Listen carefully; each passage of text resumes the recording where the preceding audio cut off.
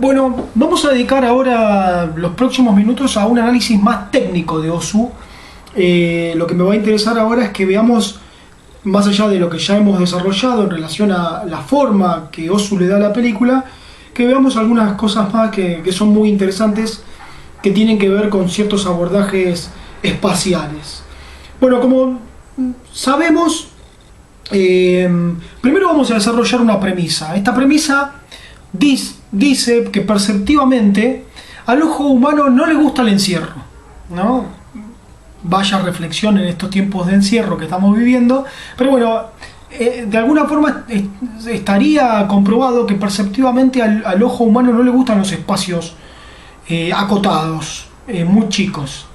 ¿Por qué? Porque esto tendría alguna significación en una especie de sentimiento de encierro del cerebro, de una limitación de la capacidad cognitiva del cerebro y de una falta de estimulación, una pobreza en la capacidad de estimulación del cerebro que, por el contrario, se desarrollaría de una forma mucho más amplia, creativa, imaginativa,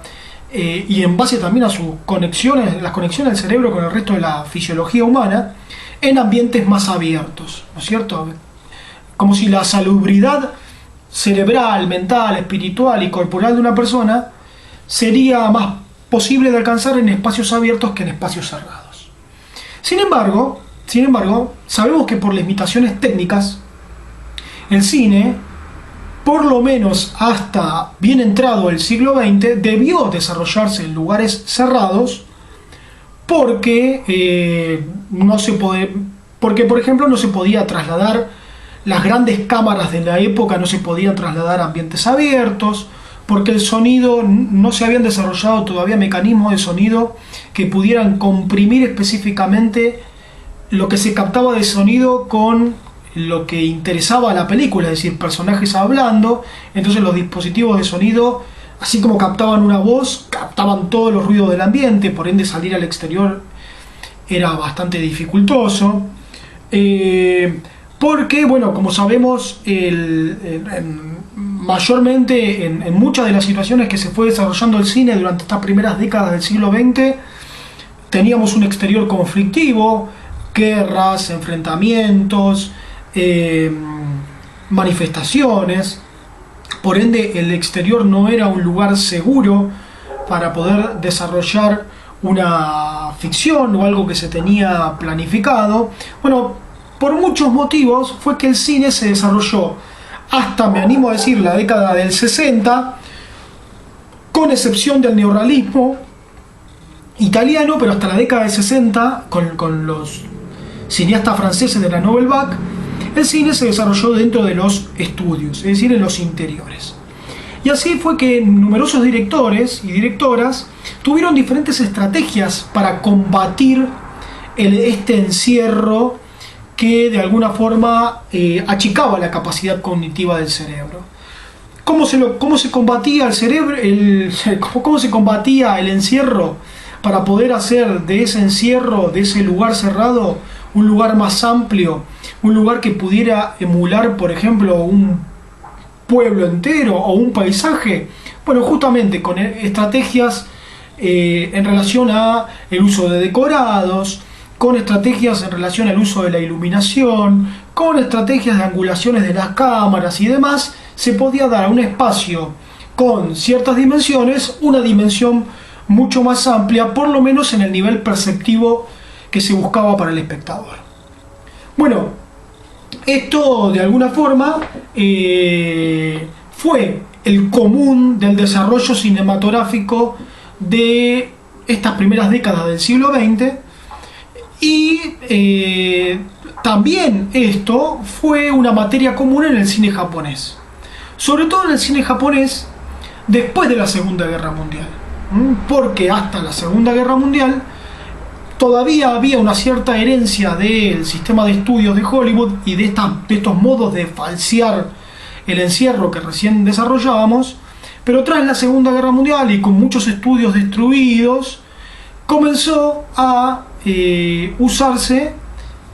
mucho, y aparte con el desarrollo de cámaras más livianas y el desarrollo de elementos de grabación de audio más maleables, móviles y de mayor capacidad de captación, se comenzó a usar mucho el exterior, y es que allí, por ejemplo, un género como el western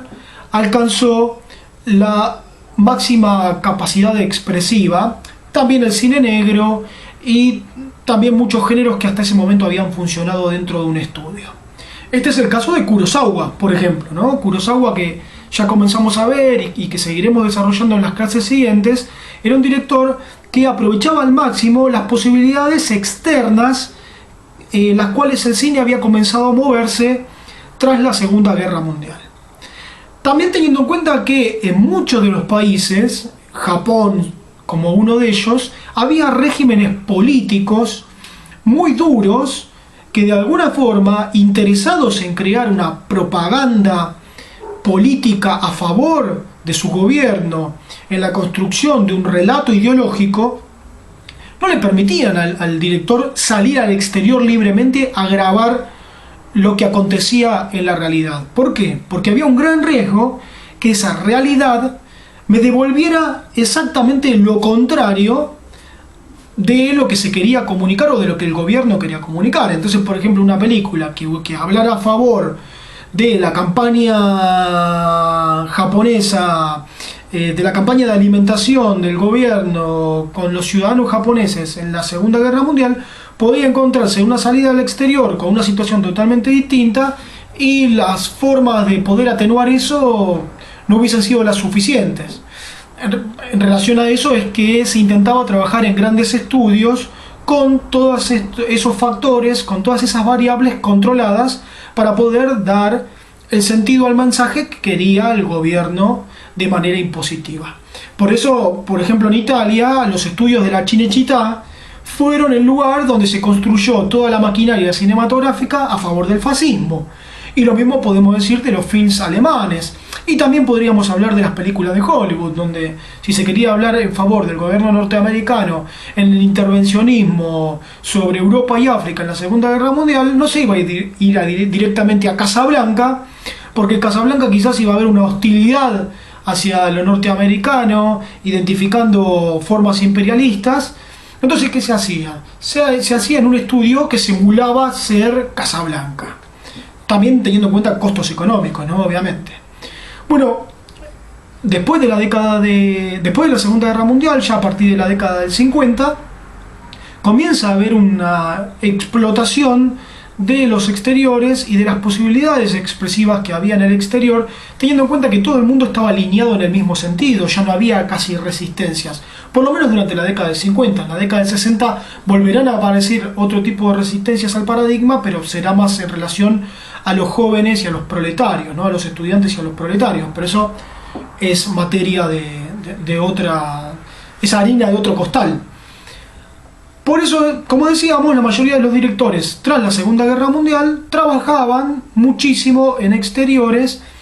para generar allí los ambientes adecuados para sus fábulas o para sus aventuras. Los dos casos paradigmáticos que me animo rápidamente a citar: en Japón, Kurosawa; en los Estados Unidos, John Ford, ¿no? Como para mostrar dos casos muy específicos. Cuando todo el mundo se estaba abriendo hacia el exterior y cuando todo el mundo de alguna forma mostraba que el exterior estaba alineado